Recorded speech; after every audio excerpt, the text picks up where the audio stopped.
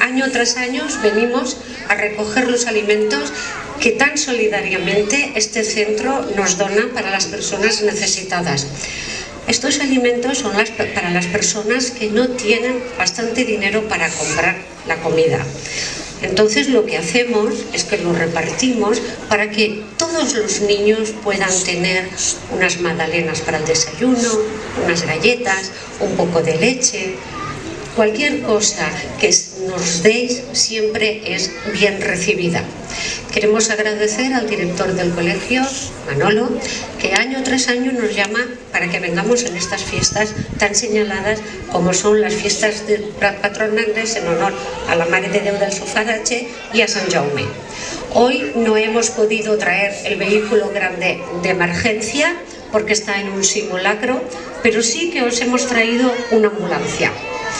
A ver, ¿alguien sabe lo que es una ambulancia?